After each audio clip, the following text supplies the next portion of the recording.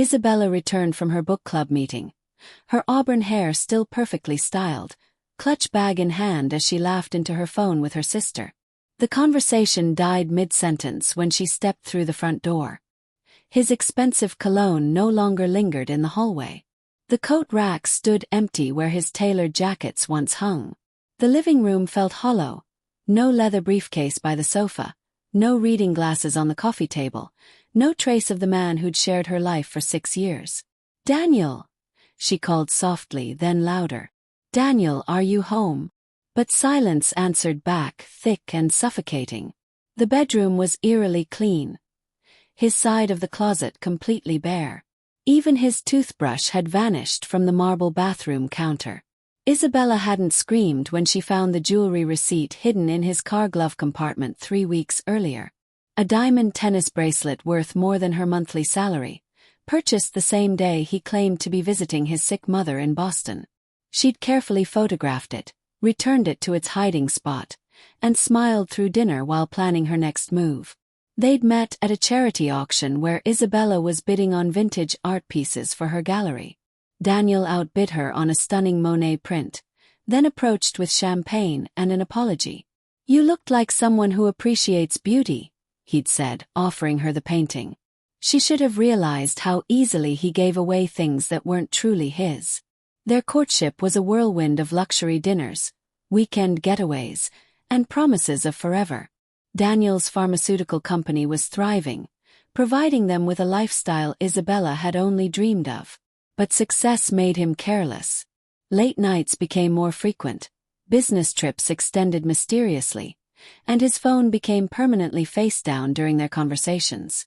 Isabella noticed the changes: new workout routines, designer shirts she'd never seen, and a sudden interest in networking events that always seemed to coincide with a certain colleague's social media posts. Victoria Chen, the ambitious marketing director with perfect skin and ambitious eyes, featured prominently in Daniel's professional photos. Instead of confronting him, Isabella investigated. Private credit card statements revealed expensive lingerie purchases from stores she'd never visited. Hotel charges appeared on nights when Daniel claimed to be working late at the office. GPS tracking on their shared car showed regular stops at Victoria's upscale apartment complex. Once Isabella had undeniable proof: timestamps, photos, receipts. She didn't explode into emotional chaos.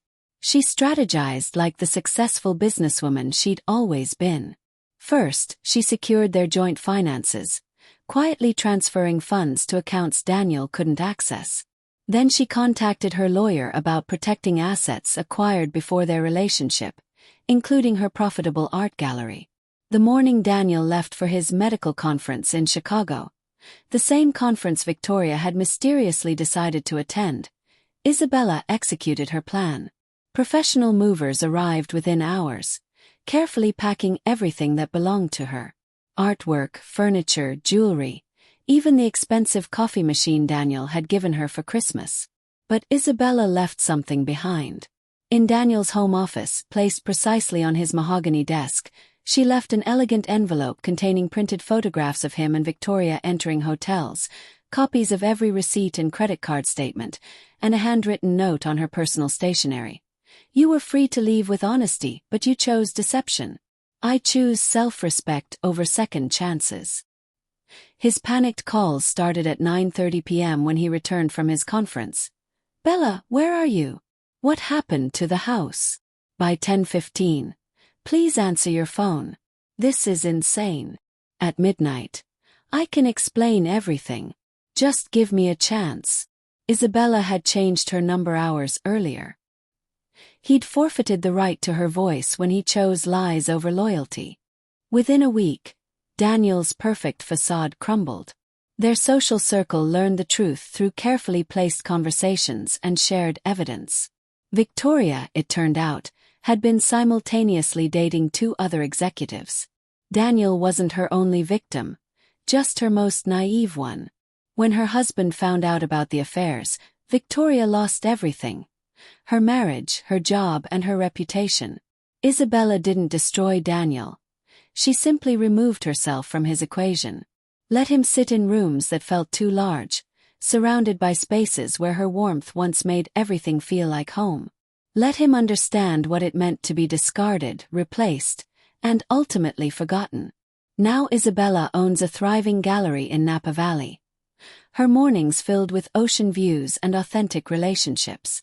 Sometimes she thinks about that night. Daniel standing in their empty house, calling her name into nothing. Not from pain but from satisfaction. He finally experienced what she'd endured for months. The devastating silence of being invisible, unvalued, and completely alone with his choices.